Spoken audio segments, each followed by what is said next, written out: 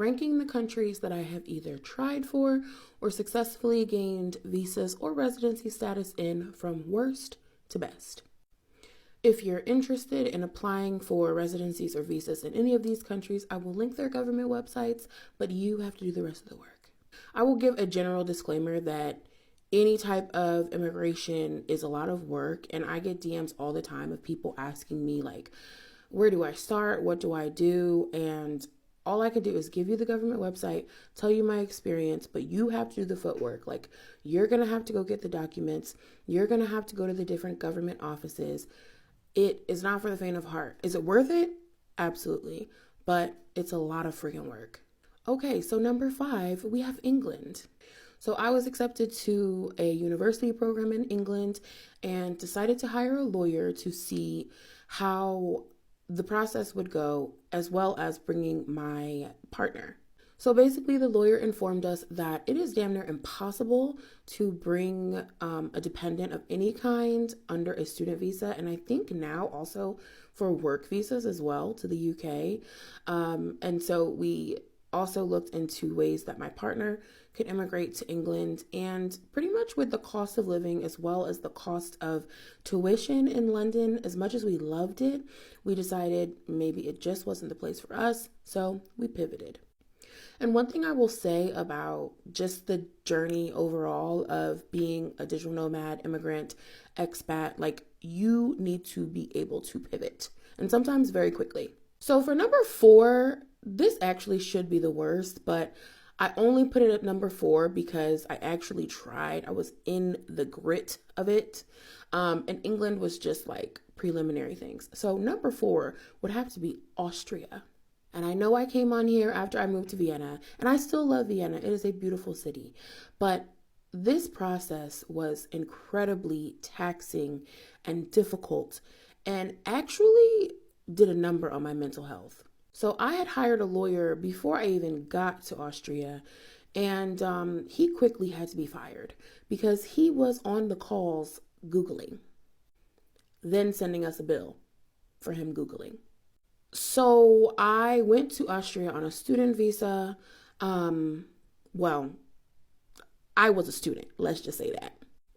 I applied for a student visa and was soon after informed that it was denied because they basically had misinformation. They ruined my file, let's just say that.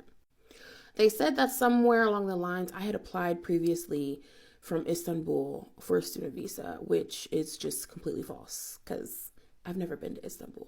So I hired a new lawyer, and he basically walked me through the process of what it would look like if I were to appeal that decision. But then he also suggested, like, well, maybe you could just get into the workforce and get a visa that way. So long story short, I did that. I was hired for a tech company. But even though they have a massive labor shortage in Austria, this specific company was not on their list of shortaged workers. And they basically informed me that, like, hey, we would love to have you, but we would have to spend a lot of time and money proving to the Austrian government why we should hire you over an Austrian national. So, yeah. And in my short time in Austria, a lot of people I knew were actually having a lot of difficulties just getting their visas, whether it was through work or school or, yeah, unless they were Austrian, they were having a difficult time. So, yeah, I still love Vienna, but Austria, we have beef. Number 3 would be Ecuador.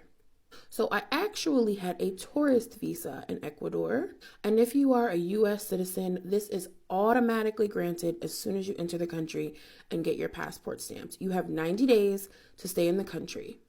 So around 60 days in, we applied for an extension, which would mean we had an additional 90 days. We did use a service, a legal service that did that application for us because at the time I just was not interested in going to immigration offices, waiting in lines. I had heard a lot of horror stories and was recommended to this company. So we used them and it was relatively pain-free. Like, I think the cost was a little high, but yeah, it was worth it. Number 2 would be where I currently live, which is Greece. Now, Greece could maybe be number 1, but I'm still going through the process. So we're just going to keep it at 2 right now. I do have a lawyer, and you should definitely hire a lawyer unless you are fluent in Greek. And it can be a long process from what I've been told. However, it depends on your location. So if you live in Athens or Thessaloniki or a larger city, it's going to take more time. We live on the island of Corfu, which is relatively small. So it's been okay. They do move slow. I will say that. And we are currently waiting for our long-term residency. So I will let you know when we complete that, how that whole process has gone. But before you apply for the long-term residency, you have to get a visa. We went with the digital nomad visas. So for that process, we went back to the United States, went to the embassy in New York City, and that was really easy. Now, again, we did have to gather all of the documents, the apostilles and the passport photos and the pre-stamped envelopes and all those things. You go to the embassy, they'll ask you some questions, then they take your passport. You will be leaving the embassy without a passport, which was such a weird feeling. Like for those 3 weeks without my passport, I just felt like, I don't know, so bare, so naked. But in 3 weeks, I think it was 21 days, we received our passports back with the visa stamped in them. And basically that gave us a year to enter the country and submit the applications for the long-term residency. I will say in Greece, getting things done, you need patience. Patience is truly a virtue, but I'm not new to this. I'm true to this. And number 1 is going to shock the people that know me, but Hungary. Who would have thought? Hungary is actually the only country that I did not hire a lawyer or seek any legal counsel in. And yeah, it was super easy. Now, I was there on a student visa, so I cannot speak to if you're there on a digital nomad visa or a worker's visa or anything like that. And my university did give us some help, if you want to call it help. They basically were like, here's the website, here's the address. Now you go do it. Now, Hungary did have a lot of footwork. I had to go to a lot of different offices and get, all the biometrics and all those things. But it really was a quick process and the cheapest. I think it was maybe $63 US. It was really cheap. The whole process took about 30 to 40 days. I got there end of August. I started the process in September. I had my temporary papers by the first week of November, and by middle of November, I had my official residency card. And while I can only speak on my own experience, there are so many creators on this app that are giving you information and insights as to what the process was, what it looks like, and life in their selected countries. Like I said, you're going to have to do the work, and I don't say that to discourage anyone.